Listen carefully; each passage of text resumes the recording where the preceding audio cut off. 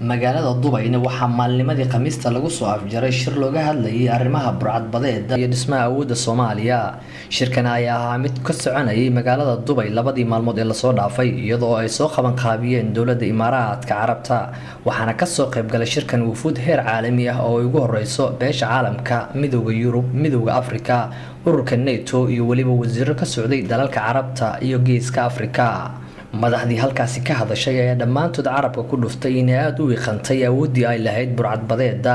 gaar ahaan labadii sano ee lasoo dhaafay taasi oo sababtay inay badbaado lacago gaaraya 43 milyan kuwaasoo ku bixi jiray burcadbadeeda. wasiirka wasaaradda arrimaha dibadda dowladda Imaaraadka Carabta Sheikh Abdallah bin Zayed Al Nahyan ayaa khudbadii daafurka ahayd halka ka jeediyay. wasiir Abdallah ayaa sheegay in dowladda Imaaraadka Carabta ay aad ugu weyn tahay sidii ay uga hortagi lahayd khatarta ay leedahay jiritaanka burcadbadeeda. dhanka kalena xubin muhiim ah waxa ka ahaa dowladda federaalka Soomaaliya iyo qaar kamid ah madaxda maamulada Soomaaliya,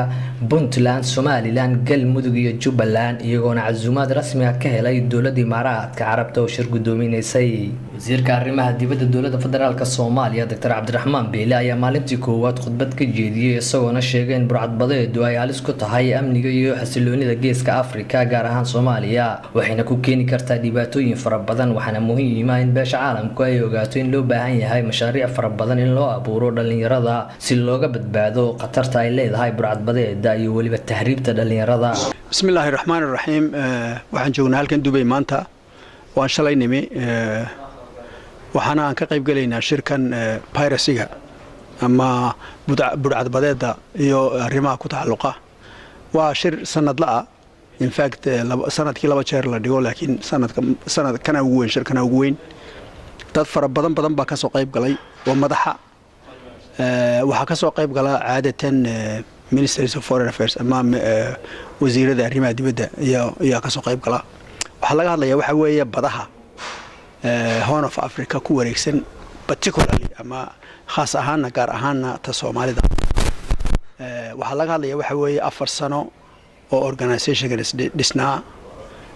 wixii la qabtay halkii la gaadhay meesha laga yimi halka lagu socdo maraakiibta la qabsanaya halkay marayaan imika qabsashadu dadka la haysta halkay marayaan koska ku baxa ilaalinta badda halkay marayaan ayaa laga hadlayaa. waxa laga hadlayaa sidii Soomaalida loo caawin lahaa si ay dib ugu soo noqoto ay u xaslato dalkeeda iyo dadkeeda iyo badaheeda ayaa laga hadlayaa. marka anigoo matalaya dawladda Soomaaliyeed gaar ahaan madaxweynaha oo ka soo qayb galay maanta hadal baan ka jeediyay hadalkaas wuxuu ku rumaysan yahay wuxuu ku salaysan yahay wuxuu inaynu salka sababta gaadhno sababta salka anigoo marka matalaya madaxweynaha oo ka soo qayb galay waxaan ka jeediyay hadalkii loo baahnaa Soomaalida matalayay waxaana weeye inaynu salkeeda gaadhno sababta dhalinyaradu badda ugu shubmayso oo aanu laga warwarin marka baa la qabsaday waxba la qabsaday dad baa la haystaa aan daweyno gunta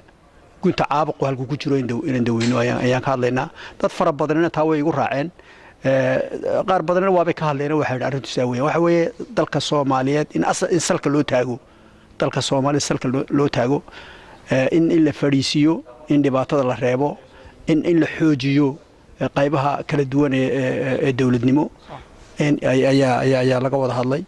waxa laga wada hadlay oo laga wada hadlayaa wali in caruurta badda ku yaacaysa macna loo sameeyo maaha kuwanuun maraakiibta ku yaacayee kuwa badda ku yaacayee maalin walba ku dhimanaya ama adduunka kale ku xidhan ee Soomaalida ugu badan tahay in macna loo sameeyo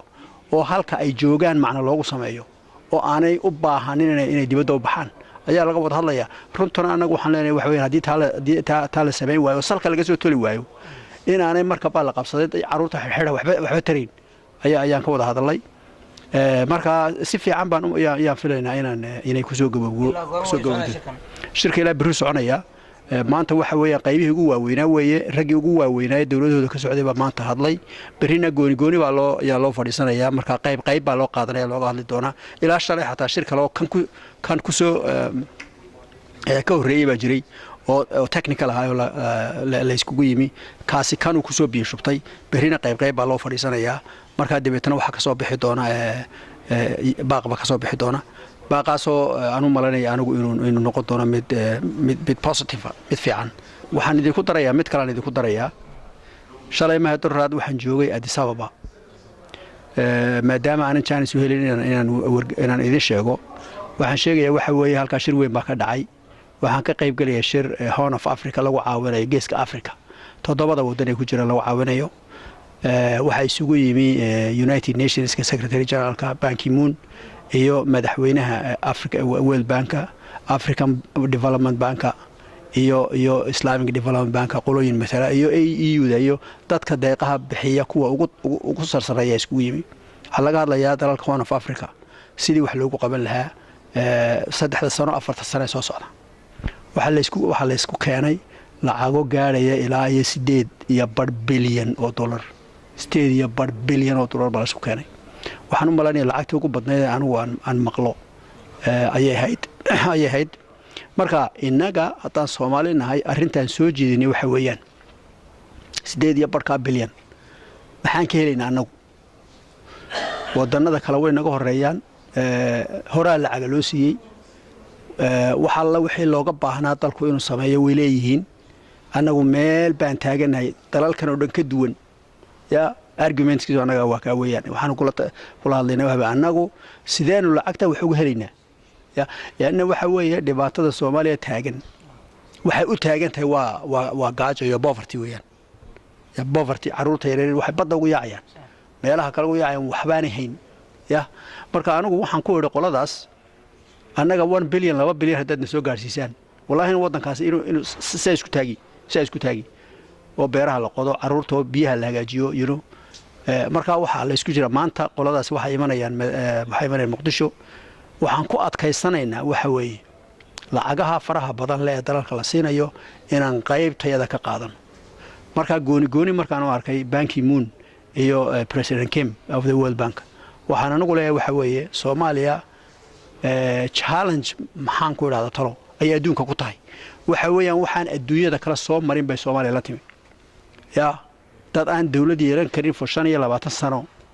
ya oo sida isku leynayaan wax ka dhaxeeya adduunyada kale ka duwan yahay ayaa meesha jooga daradeed waxaan ku leeyahay anigu waxa weeye inaad formula cusub soo saartaan ya oo arintaas Soomaaliya daweysay inaad soo saartaan isku taga oo muxuu dhulka xariiqa ya intaasoo maalmood fadhiya wax specific u ah Soomaalida لأن specific challenges bay leeyihiin Soomaalida yimaadeen oo aan adduunyada kale la mid ahayn ya marka wax taasoo kale la mid inta soo saartaan dalkan dhibaatada waxa laga saari karaa waa maal la geliyo weeyaan ayaan ku yiri waanay aad u qaateen waxaanay isku day doonaan inay meel fadhiistaan oo ay garanaysaa dalka Soomaaliyeed qayb ka qaata lacagaha faraha badan leh xadka badan leh nimanka igaad wasiirada saaxiibaday toddobada dal iyagana gooni baan la kulmay waxaan isku raacnay in badan laga siiyo Soomaalida 8.5 bilyan dollarska Horn of Africa la gelinayo Soomaalida qayb laga siiyo waxba kama qabno in half la siiyo beedaan Soomaalida laakiin de inagana waxaan qabanaa loo baahan yahay inaga lafteena wax qabanno ayaa loo baahan yahay it takes two to tango baa adduunka la yiraahdaa ciyaar baa jirta laba qof lagu ciyaaro oo tango qof kaliya aanu ciyaari karin ya laba lagu ciyaara marka inagana waxa la inooga baahan yahay dhinaceennii bay ka liidataa marka inaguna teereen la nimaadno haddii aan la iman weyno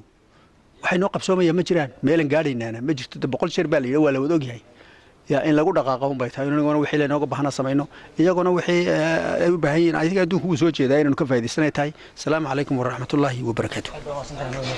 dhinaca kalena waxaa khudbado kala duwan halkaasi ka jeediyay madaxdii ka socotay maamuladii ka soo qayb galay shirkani looga hadlayay arrimaha burcadbadeeda iyagoona dhammaantood ka hadlay inay dadaallo ugu jiraan sidii ay u soo afjari lahaayeen khatarta burcadbadeeda ay ku leedahay xeebaha Soomaaliya runtii sharaf weyn bay noo tahay Puntland haddaan nahay inaan ka soo qayb galno shirkan laga hadlayay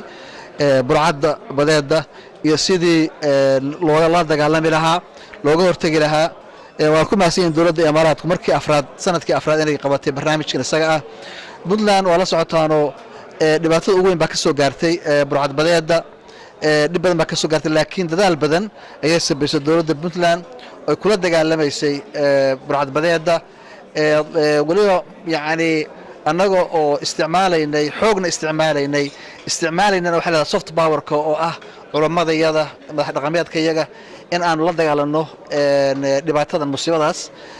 kuna guulaysanay dowladda mid haddaan nahay in badanoo kamid a burcadbadeeda waa xiran yihiin jeelka u weyn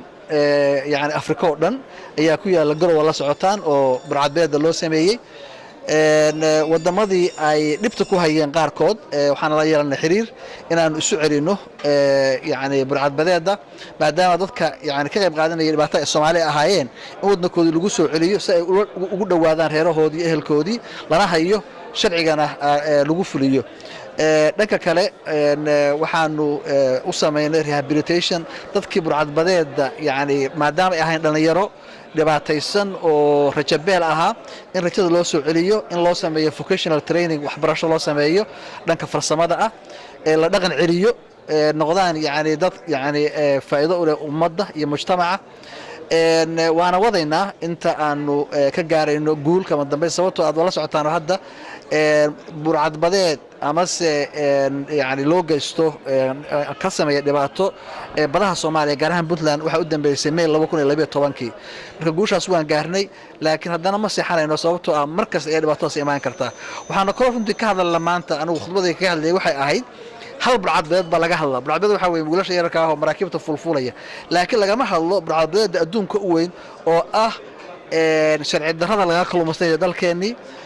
Soomaaliya sanadka waxa kaga dhunta 400 milyan ilaa 1 bilyan oo dollar oo ah maraki yani resource-keena iyo kheyraadkeeni oo si tuuganimo ah loo qaadanayo يعني تاسان هذا mother of all pirates ama sabr cadeed hooyada aabe taas weeye marka adduunku inuu san takariye eegine tan eego iyo dhibaatada xaalufka lagu hayo badaheena taa ayaa horta anu runtii saaraya muhiimada weyn maadaama tan aad moodin si dhamaanayso tan haddana in aad waana wada barnaamijka isaga wala socotaan dhowr bilood ka hor annagu waxaanu ku dhawaaqnay burcadbeed inay tahay musiibo qaran waana musiibo qaran weeye marka inaanu saa u aragno saana nolol arko ayaanu jeedinayno taariibka xalkiisu kaliya waxa weeye in dadkan dhalinyarada ay tagaya dhan waxa weeye dhanka maadaama ay tahay yani taariibku uu sharci darro yahay in la dagaalamo anu aan la dagaalano gaar ahaan Puntland dhanka kalena saan sheegayay dhalinyaradan loo sameeyo alternative livelihood ama se waxay ku bedeshaan taariibka oo ah wadanka in maalgashi loo sameeyo wax soo saarku kor u kaco shaqo ay helaan rajo yeeshaan marka taa laftigeedana in adduunka naga caawimo laftigeeda waxay noogu jirtay barnaamijkan ka hadalay maanta shirka kan hadda wuxuu marayaa wali hadda ma soo xirmin waa daqiiqadihii ugu dambeeyay ku jira hadii aan la yiraahdo ilaa hadda meesha uu labadii maalmood oo shirku uu socdayna runtii waxa ka muuqda isku soo dhawaan aragtida la iskaga dhaweeyaa dhammaan dadka dawladaha adduunka ka soo qayb galay iyo gaar ahaan Soomaaliyaba waxa la iskaga dhow yahay in horumar badan laga sameeyay arrimaha kan burcad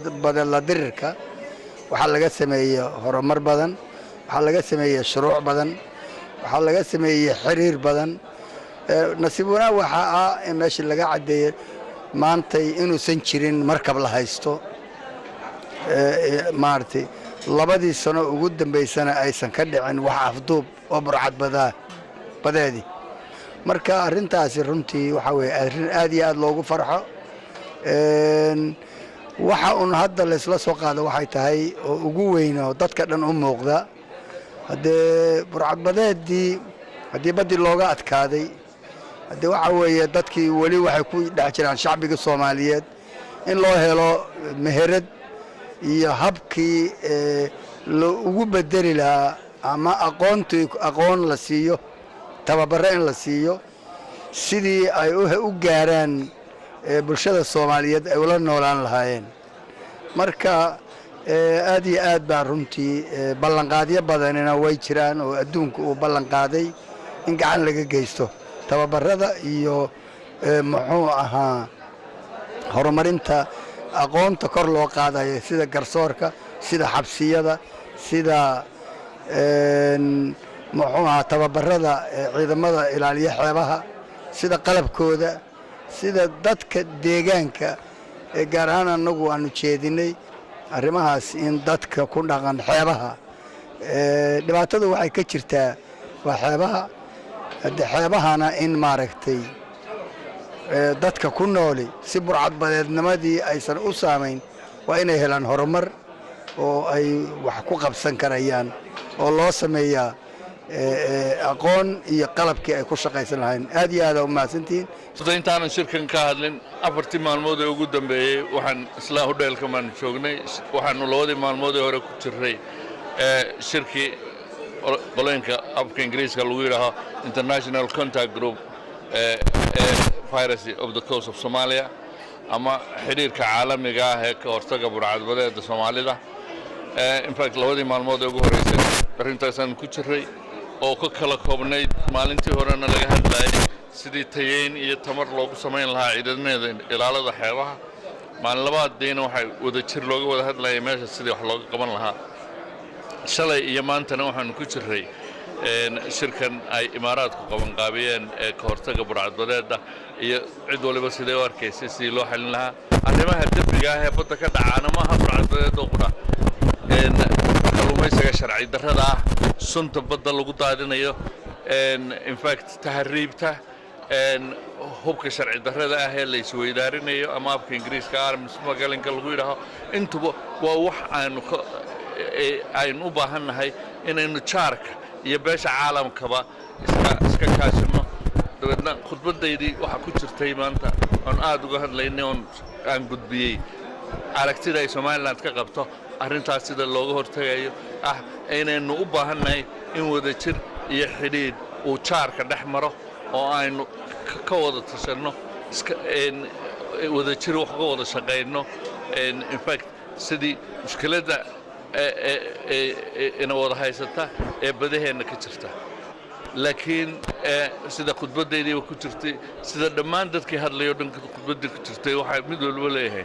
yaan loo qaadanin inay mushkiladii burcadbadeedu dhamaatay waxa nidaamadeeda iyo sababihii keenay iyo wixii wali way yaalin meesha marka si aanay u soo noqon in laga shaqeeyo ayaa waxa ugu badan ay sanadkan soo socdo la shaqeynaya in fact waxa aan anagu qorsheysanaynaa in 2016 gaano Soomaaliland aanu awood sida dunida kale ka jirtaba aanu u yeelan karo in ciidankayada ilaalada xeebuhu badayada si rasmiyaba adduunkana waxaan weydiisanay in gacanna laga siiyo dhismihii ciidanka sidii loo sameyn lahaa bismillahir rahmaanir rahiim waxa koldhow inoo soo gabagaboobay shirkii la dagaalanta burcadbadeeda oo ka dhacay Dubai kaasoo Jubbaland ay ka qaadatay qayb weyn xaqiiqdiina aan ka jeedinay khudbadaad u dheer tan ugu horeysay ahayd salaan aan ka sidnay madaxweynaha dowlad goboleedka Jubbaland mudane Sheekh Axmed Maxamed Islaam kaasoo kari waayay inuu yimaado sababtoo ah waxa uu mashquul ku yahay hadda xoreynta iyo la dagaalanka labada burcadbadeeda iyo kooxdii al-shabaab ee nabadiidka ahayd waxaa shirkan uu ku soo gabagaboobay si aad u qurux badan waxaana ka mid ah waxyaalihii ballan qaaday in dib u dhis lagu sameeyo Soomaaliya burcadbadeedana lagala dagaalami karo dhinaca bariga iyo diiradda la saarayo arrimaha la xiriira dhalinyarada shaqo abuuristooda iyo maamulada jilciyada waddamadii ka hadlay oo xaqiiqdii gaarayay ilaa wadan waxay isku raaceen in la dagaalanka burcadbadeeda uu ka imaan karayo dhanka bariga Soomaaliyana u baahan tahay taageero dheeraad ah annagoo badan oo ama Somaliland Puntland Jubbaland Galmudug kulligeen dhammaanteena aan heshiiskeen waxa sidii Soomaaliya loo taakulay waxaan rajaynayaa dhaqdhaqaaq ku saabsan dhanka waxtarka dhanka dhisidda maaragtay awoodaha institutionska ka jira Soomaaliya in wax weyn laga qaban doono bilaha ama sanadooyinka soo socda hadii Ilaahay idin inta ayuu shirka lagu soo gabagabeeyay galabta ayuuna soo xurmay insha Allah waxaan rajaynaynaa waxyaalihii halkan ka dhacay in laga dhabeyn doono oo iyadoo dhab aan ka arki doono dhulalkii aan ka nimid Soomaaliya wasiirka gaashaandhigga dowladda federaalka Soomaaliya Maxamed Sheikh Xasan ayaa maalintii labaad halkaasi ka hadlay isagoona sheegay in dowladda Soomaaliya ay wado dadaalo lagu soo afjarayo burcadbadeeda waxaan ka qayb galnay shirka afraad ee dowladda imaaraadka carabta ay u qabatay ka hortagga burcadbadeedka shirkan oo ah shirkii afraad runtii waxaa ka soo qayb galay dowladda aad u fara badan dowladda federaalka ee Soomaaliyana waxaa matalaya wafdi uu hogaaminaya wasiirka arrimaha dibadda oo halkaas ka akhriyay khudbadii dowladda federaalka ee madaxweyne xasan sheekh maxamuud oo u suurtoobaysay inuu shirka furitaankiisa ka soo gaaro maanta waxay gashay maalintii labaad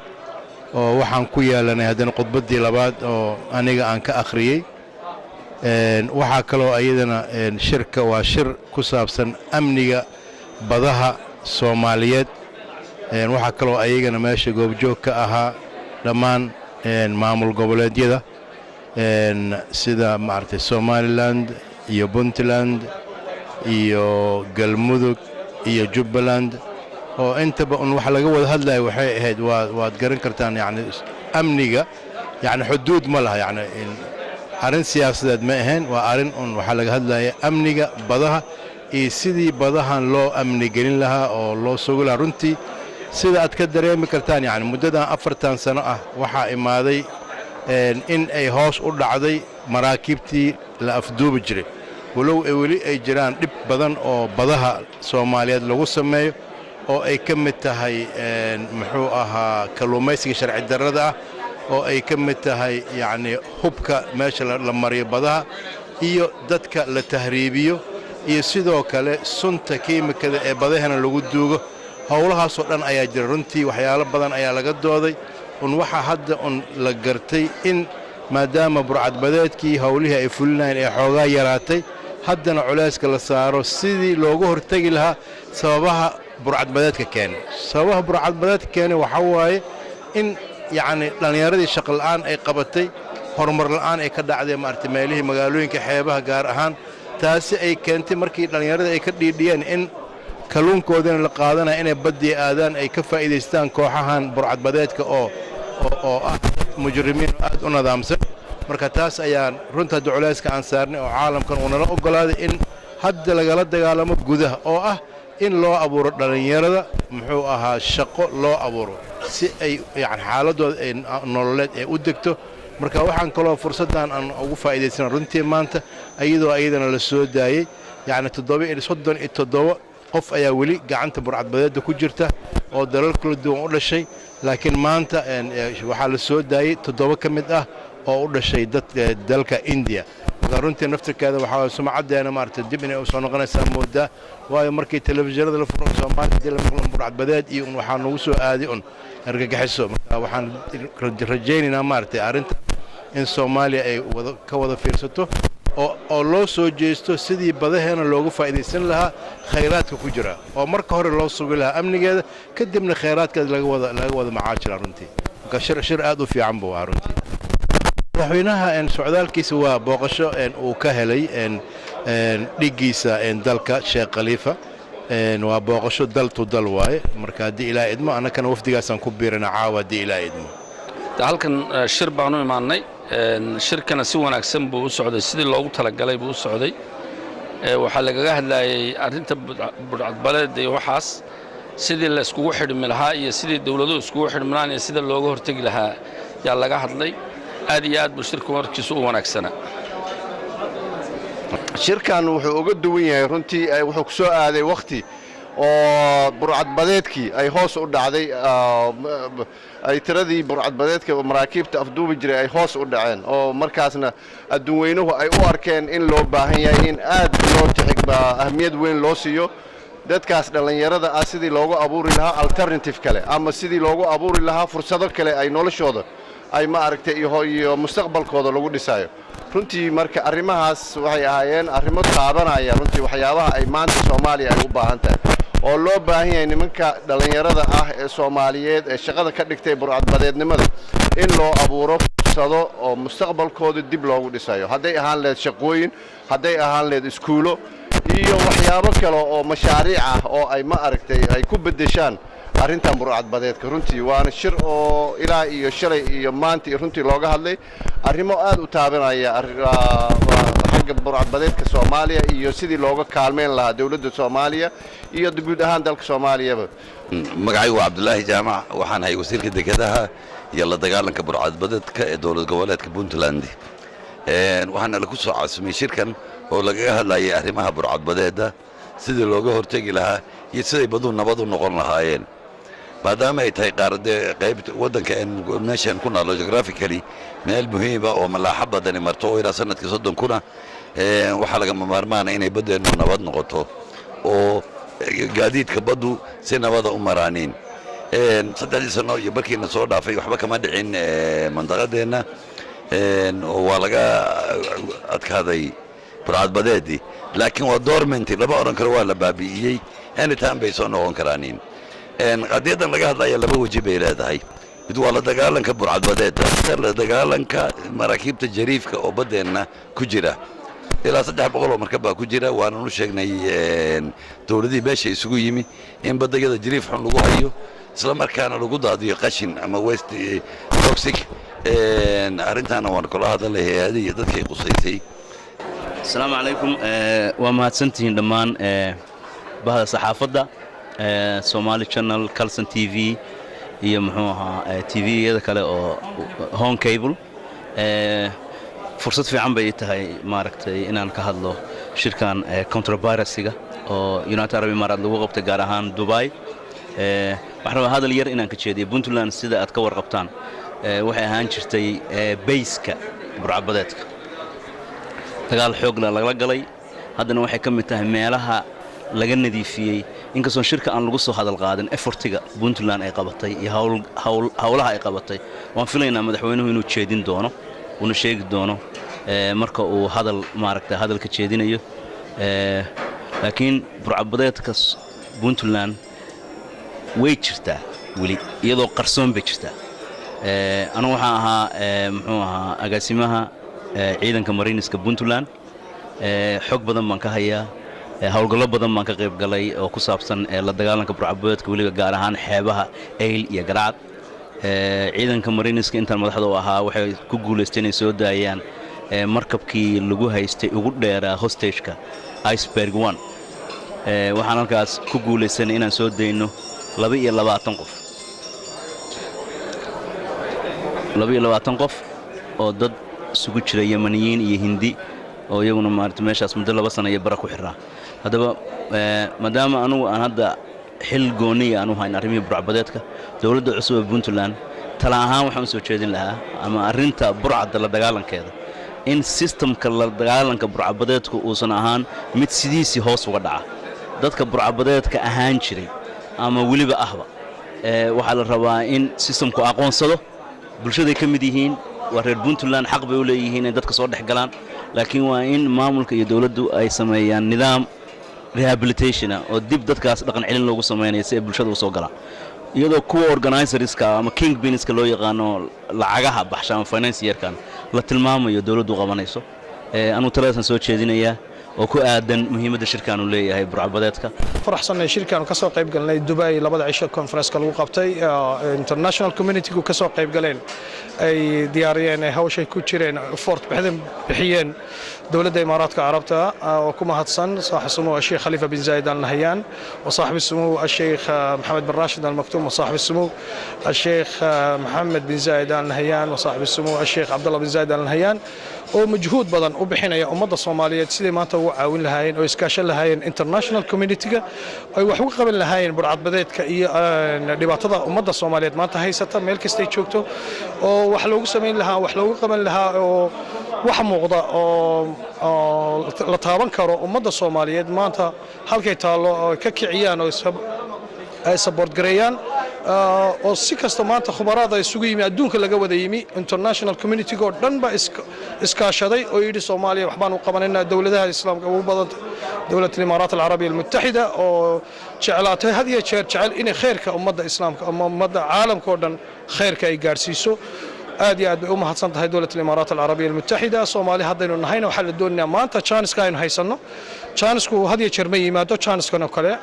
jaanisku wanaagsan mar kaliya yimaada maanta ummadda Soomaaliyeed waa inay jaaniska ka faa'iideysataa ay dawladooda iyo ummadooda ay support garaysaa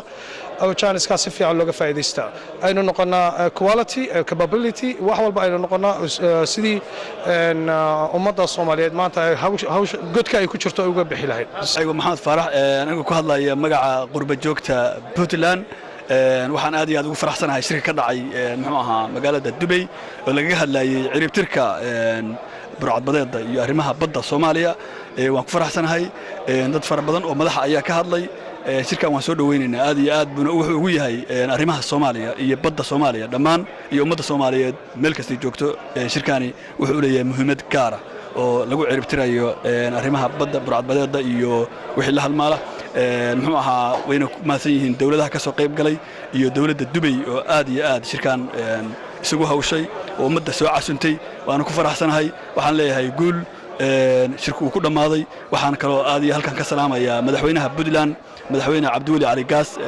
yaa salaamaya iyo golaha wasiirada iyo golaha baarlamaanka dhammaan Puntland iyo dawladda Soomaaliyeed way joogtaa waa salaamaya iyadana aad iyo aad baa u mahadsantihiin waxa kale bahda si TV-gana waa salaamaya saaxiibaday aad iyo aad baan salaamaya waa mahadsantihiin Ambassador Abdul Qadir Rizqo I am ambassador to the UAE and I am participating in this counter piracy conference force in Dubai and as you see and heard I made a statement on behalf of my minister. Ethiopia is always and will be in the future on the side of the Somali people and the government in stabilizing the Somali region and its seashores, and we believe the stability of Somali can guarantee the sea counter piracy activities. So we believe that the international community should support the Somali government to build its capacity to control its shores, long shores, and also to help rebuild the country as we see a sign of stability which really long overdue. And the Somali government is taking seriously the stabilization process, and the reconstruction should be supported, of course, by the shirka kan ay hoostagaraysay ama ay qabatay dawladda Imaaraadku ma aha kii ugu horeeyay waa shirkii afraad oo ay qabato ilaa iyo intii la aasaasay shirka kan maanta xirmay waxa ka horeeyay shir kale oo furmay bisha 27keedii wuxuuna socday 27kii 28kii shirkaasi wuxuu ahaa shir ay qabanqaabisay kooxda caalamiga ee la dagaalanka burcadbadeeda oo lagu ansixiyay UN resolution number 1851 2009kii oo loo ansixiyay ah inay wax ka qabtaan markii burcadbadeedu ay soo baxday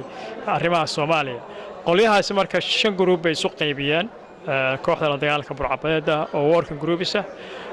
oo kala ah working group 1 iyo working group 2 3 iyo 4 iyo 5 oo mid waliba mandate u gaar ay leedahay iyo dawlad jeer galaysa sanad walbana way qabtaan laba jeer bay shirka qabtaan shirkan shirka ka horeeyay hadda oo contact group ay qabteen bishii May wuxuu ka dhacay New York dalka Mareykanka mar walbana waxa lagu soo qaadaa maxaa inoo qabsoomay maxaan qabsoomin maxaa lesson learned ah oo ka baranay arrimaha noocaas waxaan lagu ansixiyaa markaas mashaariicda lagula dagaalamay burcadbadeeda oo ay soo gudbiyaan hay'adaha caalamiga iyagoo ka soo xiganaya baahida Soomaalida waxa lagu caasimay dawladda federaalka waxa lagu caasimay Somaliland waxa lagu caasimay anagoo Puntland waxa lagu caasimay Galmudug waxaan ka hadlayaa shirkii kan ka horeeyay shirkani kaas uu daba socday dawladda Imaaraadka qabatay waana shirkii la soo sheegay isaguna waxa weeye overall sidii burcadbadeed wax loo qaban lahaa saad la socotaan burcadbadeedii markabay qabato waxa ugu dambeysay bishii May 2012 laakiin ma aha macnaheedu inay dhamaatay sanadkan hadda bishan October aan ku jiro kuwaarkii u horeeyay sanadka marka laga soo bilaabo January ilaa September 13 weerar bay sameeyeen macnu marka waxa weeye xoogaa waa 13 weerar ay sameeyeen mid keliya kuma ayaan guulaysan sababo jira awgood sababuhu markaa waa fara badan yihiin laakiin waxaan ka soo qaadayaa maalan ugu muhiimsan maraakiibta ganacsiga ee gooshaysa waaga hore lama saari jirin ciidamo private ah ciidamadii baa hadda la ogolaaday sanadii bar ka hor iyagii baa markay arkaan weerar ku socday isdifaacaya waxaa kaloo iyaduna sabab u ah waxa la yiraahdo best management practice oo ah qorshe loogu talagalay maraakiibtu meesha ay ka soo baxayaan iyo meesha ay u socdaan waxa ay wadaan inta la socota ciidan inay la hadlaan center la og yahay oo center imaaraadka ku yaalo centerna oo ku yaala Mombasa centerkaasi marka wuxuu siinayaa meelaha ugu habboon oo ay mari karaan iyo wuxuu kaloo awood u leeyahay haddii ay la kulmaan khatar inay la hadlaan markaas centerkaasi wuxuu awoodaa inuu la hadlo maraakiibta u dhow muxuu ahaa markabkaas oo markiiba u sheego yiraahdo markab hebel halka maraya khatar buu ku sugan yahay markiiba laga soo gaaro shirkan ayaa ahaa mid looga hadlayay waxyaabihii ka qabsoomay shirarkii hore ee lagu qabtay wadankan Isutaga Imaaraadka Carabta ugu dambeyntiina madaxdii halkaasi ka soo qayb galay ayaa dhammaantood waxay aad ugu booriyeen in aan la dhayilsan yaraanta khatarta awoodda burcadbadeeda waxaana muhiim ah in la kordhiyo dadaalada loogu jiro ka hortagga burcadbadeeda xeebaha Soomaaliya ee badweynta Hindiya si ayna u soo laabanin mar kale khatartaasi ayaa ahaa shirkii afraad ee lagu qabtay magaalada Dubai oo looga hadlayo arrimaha burcadbadeeda iyo khatarta ay ku leeyihiin xeebaha dalka Soomaaliya iyo badweynta Hindiya waxaana ka soo qayb galay shirkani dawlado far badan oo ka socday caalamka Kamaal Xasan Xuseen TV-ga caalamiga Kalsan TV magaalada Dubai